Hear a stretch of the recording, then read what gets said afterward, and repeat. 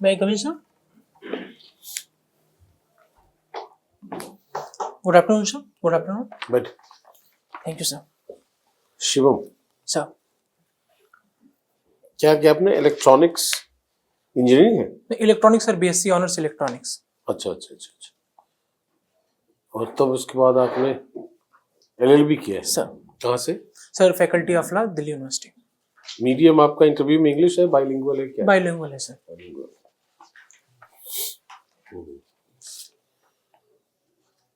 Insolvency and bankruptcy code sir. सुना होगा, पढ़ा भी है? सर सुना है, जानकारी है सर. पढ़ा है, अपने सिलेबस में था? सिलेबस में नहीं था. सिलेबस में नहीं था. क्या जानकारी है उसके बारे में? सर, बहुत सारी कंपनियां ऐसी हुआ करती थी जो लोन ले लेती थी और वो अपने जो लोन को वापस नहीं कर पाती थी, या यूं कहें कि वो जितनी उनकी एसेट रहती थी उससे ज्यादा उनकी लायबिलिटी हो जाया करती थी. तो उसको दूर करने के लिए सरकार ने कि इनका इंसॉल्वेंट जो कंपनियां या जो भी ऐसी कंपनियां इंसॉल्वेंट हो गई हैं जो जितने उनकी ऊपर लायबिलिटी है वो एसेट से ज्यादा हो गई है, तो उसको प्रोसेस को सुलझाने के लिए insolvency bankruptcy code. Insolvent, being insolvent yes sir. And being bankrupt, what is the difference? Sir, bankrupt वो है जब वो अपने पास, उसके पास पैसे नहीं है, वो रीपे नहीं कर पाता है, तो उसको बैंकरप्ट कहते हैं. बट जब ये एक लीगल प्रोसेस के थ्रू कंफर्म हो जाता है, इसको कि क्वासी जुडिशियल बॉडी या कोई कोर्ट इसको जब वेरीफाई कर देती है, तो फिर वो इंसॉल्वेंट करार कर दी जाती है सर. और ऐसी कोई कंपनी हो जिसका कोई एसेट फॉरेन में हो, उसके लिए कोई प्रोविजन है IBC में? सॉरी सर, रिकॉल नहीं कर. कोई बात नहीं. Competition commission of India sir, क्या काम है उसका? Competition commission of India sir, जो MRTP एक्ट 1969 आया था उसको रिप्लेस करके 2002 में लाया गया था. इसमें सर फेयर कंपटीशन की बात कही गई है. पहले कार्टेलाइजेशन होकर करता था, बहुत सारी कंपनियां जो ऊपर की हुआ करती थी जिनका मोनोपोली होती थी, वो एक साथ क्या करती थी कि रेट को और प्राइसेस को सबको डिसाइड कर लेती थी. तो जो छोटी कंपनियां, जो नए प्लेयर आते थे मार्केट में, उनको अवसर नहीं मिलता था. तो उस सभी को अवसर मिले, इस के पर्पज के उद्देश्य से कंपटीशन कमीशन एक्ट लाया गया था सर. अच्छा, गवर्नर डेथ पेनल्टी को पार्डन कर सकता है? मृत्युदंड को क्षमा कर सकता है गवर्नर?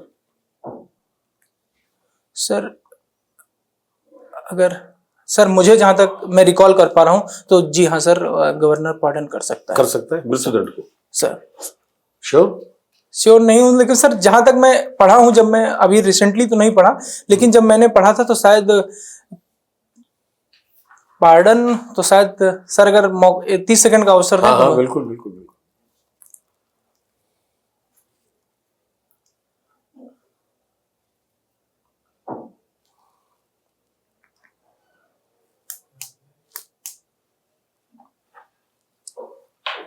सर, शायद गवर्नर जो है वो पार्डन नहीं कर सकता, लेकिन रेस्पाइड, रेप्राइव और कम्यूट कर सकता है, जहां तक मैं अब रिकॉल कर पाया हूं. ये जो रेमिशन इसको बोलते हैं सर, इसका अभी जो न्यू पेनल कोड आया है सर, उसमें क्या प्रावधान है? सर उसमें नए प्रावधान ये किया गया है कि दो मुख्य प्रावधान किया गया है. पहला ये किया गया है कि अब जो भी क्षमा याचना के लिए राष्ट्रपति या गवर्नर के पास जाएगा, तो या तो केवल वही व्यक्ति या उसके परिवार वाले ही कर सकते हैं, और मुख्यतः केवल वही व्यक्ति कर सकता है, कोई NGO या कोई सिविल सोसाइटी ऑर्गेनाइजेशन नहीं कर सकती. दूसरा यह है कि एक बार रिजेक्ट होने के बाद फिर वो अपीलिएट नहीं है, मतलब आप उसको कोर्ट में फिर चैलेंज नहीं कर सकते. मुख्यतः सर दो ये प्रावधान किए गए हैं. गवर्नमेंट को फुल पावर दिया गया कम्यूट करने का. अभी नए वाले प्रोविजन में आपने देखा है? नहीं, अभी सर गो थ्रू नहीं हुआ. गवर्नमेंट को पूरा. अच्छा ओके. बताइए, और कुछ नए पेनल कोड के बारे में कुछ बता सकते हैं?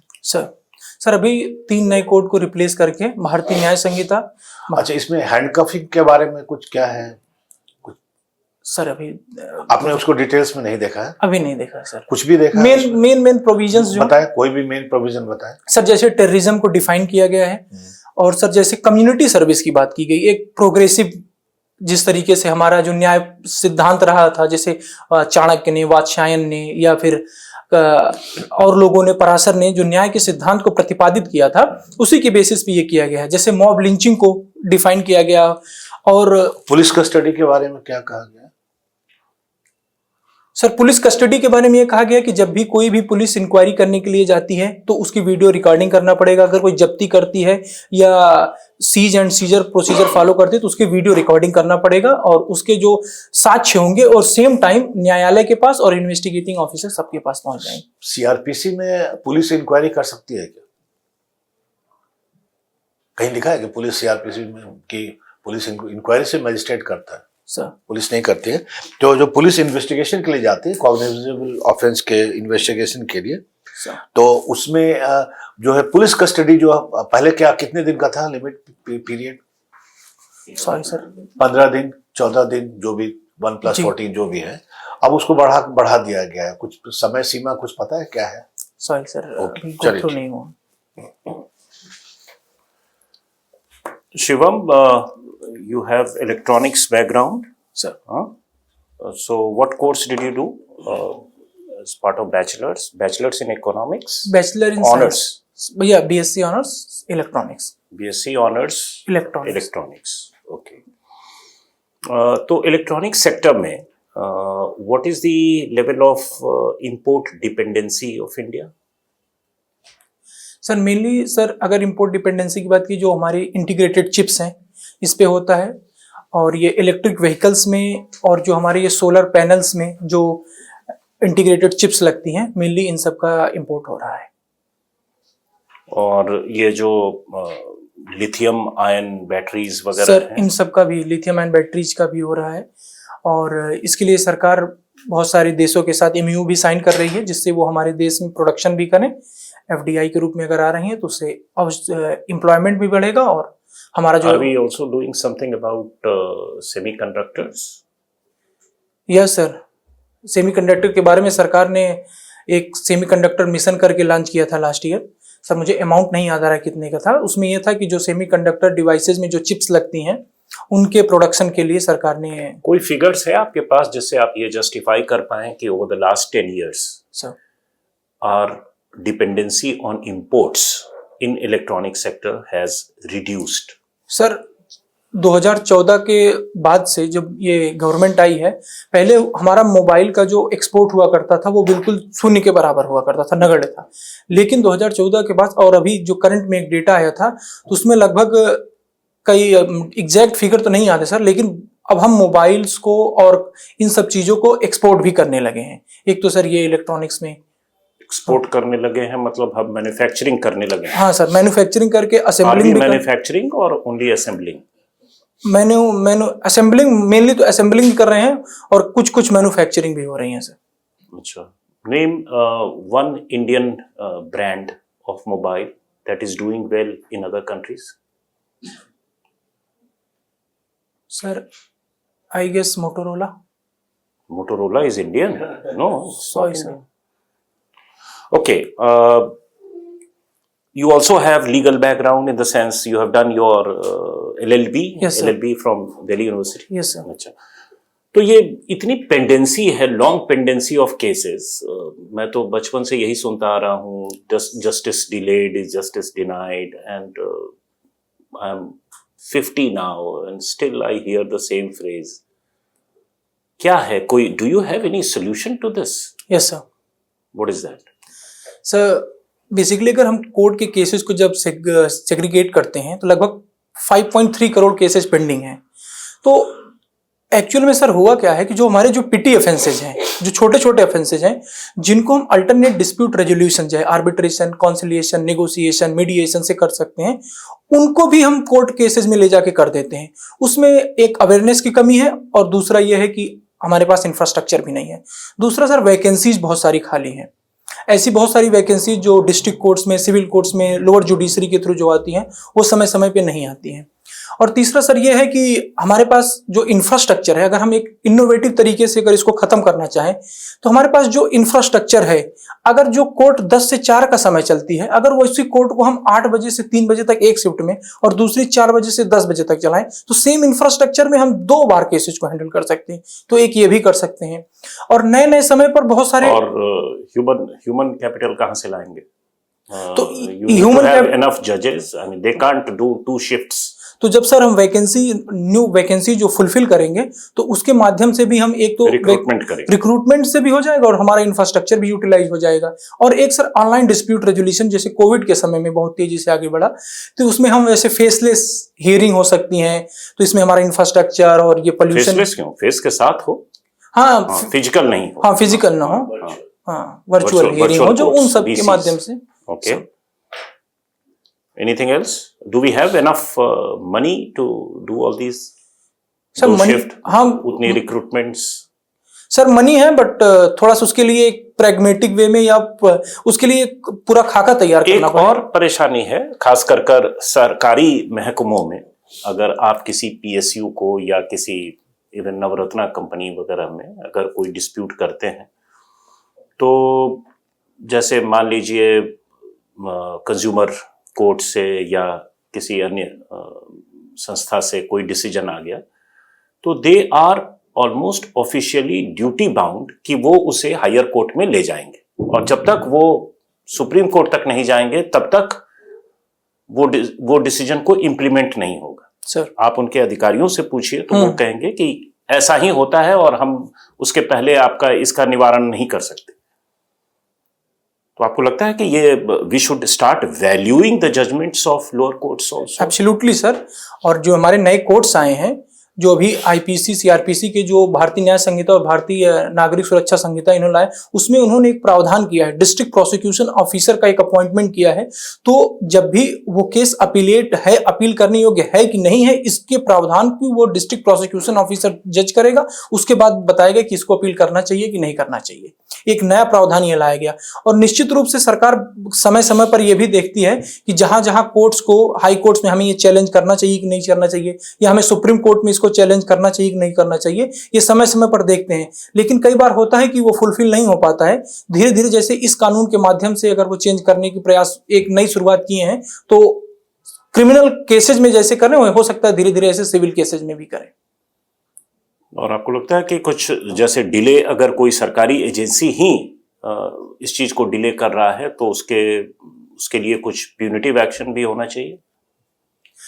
सर प्यूनिटिव एक्शन तभी होना चाहिए जब एक टाइम बाउंड मैनर में अगर नहीं कर रहे हैं या इंटेंशनली डिले कर रहे हैं, क्योंकि इन्वेस्टिगेट करना किसी भी मैटर को, उसमें भी टाइम लगता है। अगर हम बहुत जल्दी कर देंगे नहीं, तो इन्वेस्टिगेट वो एजेंसी थोड़े करेगा, इन्वेस्टिगेट तो हाँ, एक टाइम बाउंड मैनर, हाँ, एक टाइम बाउंड मैनर ये होना चाहिए कि आप कितने दिनों के अंदर अपील कर सकते हैं। कई बार क्या होता है कि जजमेंट आ जाती है, जजमेंट आने के बाद बैठे रहते हैं 2 महीने 3 महीने, उसके बाद ध्यान में आता है कि अब अपील करना चाहिए। तो एक टाइम बाउंड मैनर होगा तो उसमें एक आइडिया लग जाएगा कि ये करने वाले योग्य है कि नहीं।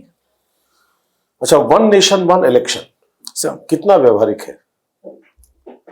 सर ये सब्जेक्टिव चीज है, ये तो लागू होने के बाद ही पता चलेगा। लेकिन अगर मैं अपने अनुमान के हिसाब से बताऊं तो उसमें जो मुख्यतः समस्या 2 ही आती है।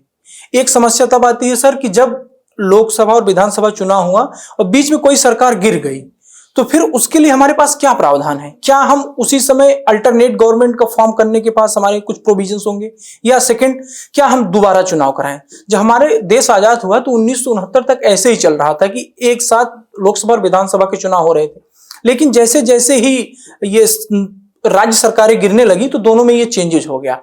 दूसरा सर ये है कि कभी भी कोई, जब सेंट्रल और स्टेट गवर्नमेंट की जो सरकारें होती हैं अगर सेम पार्टी से नहीं होती हैं, तो उसके समय में ये दिक्कत आती है कि दोनों में वो सिंक्रोनाइजेशन नहीं हो सकता। लेकिन जो प्रधानमंत्री जी ने और बहुत सारी लॉ कमीशन की रिपोर्ट ने भी ये कहा है, तो इसमें हमारे पास बहुत सारे फायदे भी होंगे।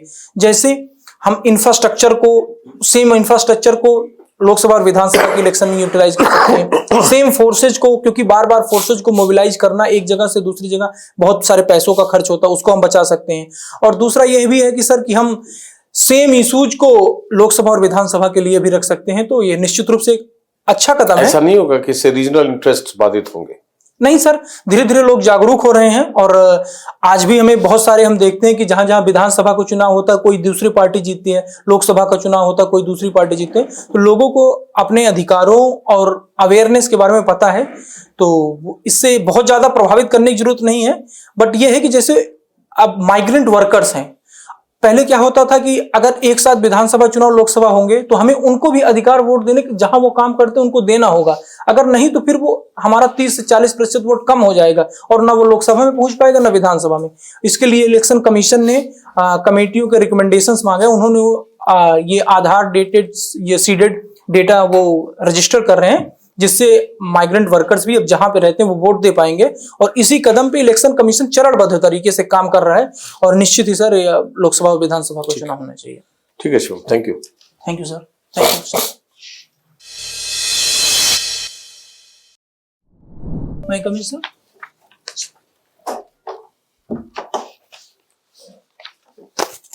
Shivam, you are good overall.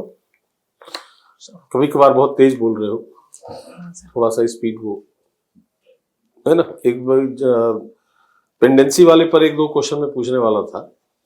जैसे in most of the case रफली 70% one party is state sir, right sir, इसका मतलब है कि internal grievance redressal mechanism is very weak sir, तो अगर डिपार्टमेंटल स्तर पर कर दिया जाए तो it is better not to blame the judiciary sir.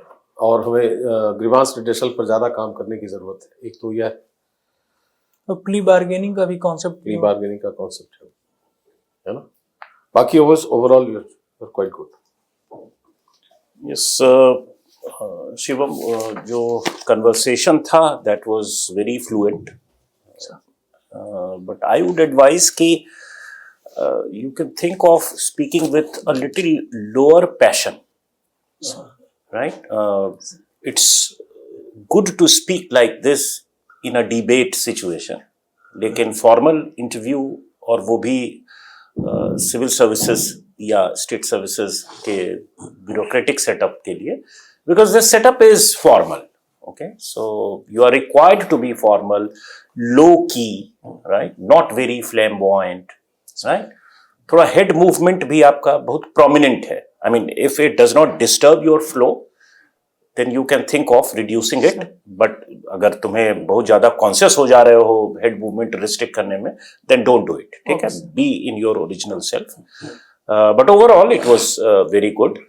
थोड़ा कोशिश करो, चूंकि लीगल बैकग्राउंड तुम्हारा ऑलरेडी रहा है, तो जैसे पेंडेंसी वाले केसेस में यू योरसेल्फ नाउ डिस्कवर कि ये चीजें थी, तो कोशिश करो कि उस तरह के टेक्निकल टर्म्स यूज करो। जब तुम्हारे एक्सपर्टीज के एरिया से क्वेश्चन पूछा जाता है तो एक्सपेक्टेशन इज लिटिल हायर, ठीक है? तो उसमें बहुत जनरल जवाब देने से अच्छा है कि कुछ एक दो टेक्निकल टर्म्स भी डाल दिया करो।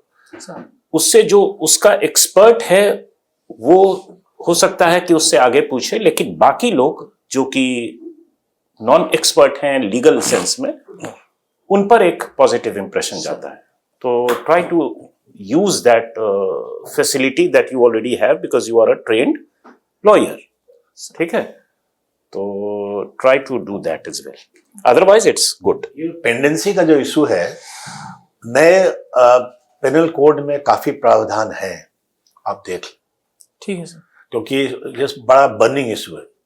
उसमें बहुत सी चीजें हैं, टाइम फ्रेम है, उसको देख लें कि जो है नए पेनल कोड में इसको पेंडेंसी कमाने के लिए क्या क्या उपाय किए गए। जैसे मजिस्ट्रेट को 45 दिन के अंदर जजमेंट देना होगा, जो भी है, जो वो मतलब आप तो चूंकि लॉ ग्रेजुएट हैं तो आपसे पूछा जाएगा तो आपको 3-4 पॉइंट आपको बताना पड़ेगा। सर 10 को है ना। हाँ सर, अब जैसे एक वो जैसे इसमें डिटेल्स में नहीं भरवाए, जैसे अभी वर्किंग हूँ मैं, इन्फोर्समेंट ऑफिसर हूँ ईपीएफओ में, तो मोस्ट ऑफ द क्वेश्चंस वहां से भी हो सकते हैं अगर उनको पता होगा तो होगा, क्योंकि वो एनओसी जाती है और वो एनओसी जैसे डिपार्टमेंट से ले रखा तो अगर बोर्ड के पास होगा तो जरूर होगा क्वेश्चन। हम तो उतना ही जानते हैं आपके बारे में जितना आपने बताया, है, क्योंकि जाते जैसे इंटरव्यू देने जाते हैं तो जनरली पूछ लेते हैं कि आप कर क्या रहे हैं। हाँ हाँ बिल्कुल, उसके लिए तो तैयार। कितने दिन हो गए काम करते हुए? सर अभी 6 महीने हो गए सर। ठीक, कुछ तो एक्सपीरियंस वही होगा। हाँ सर, अगर वहां से ट्रेनिंग चल रही होता है, है, अभी तो ट्रेनिंग ही चल रही है। वहां से होगा तो that will be your comfort zone. हाँ सर, वो तो कंफर्ट जोन है सर। ठीक है, अच्छी बात है, दैट्स गुड। लॉ भी तुम्हारा कंफर्ट जोन है। हाँ सर, चल, all the best. Thank you sir. Electronics का थोड़ा फिगर आप हाँ सर, वो कुछ डेटा देख लीजिए। डेटा का सर जैसे ये देखा था कि मोबाइल्स वाला जो था इसको, ये जो फैक्ट्री लग रही है कहाँ कहाँ लग रही है, हाँ चिप पे, थोड़ा सा बहुत दिन हो गए तो थोड़ा सा वो गया नहीं। नहीं, इंटरव्यू जो लेने वाले होंगे वो ये नेक्स्ट सिटी आपको देंगे नहीं कि बहुत दिन हो गए। हाँ ठीक है सर, चलो, okay, thank you okay. Sir.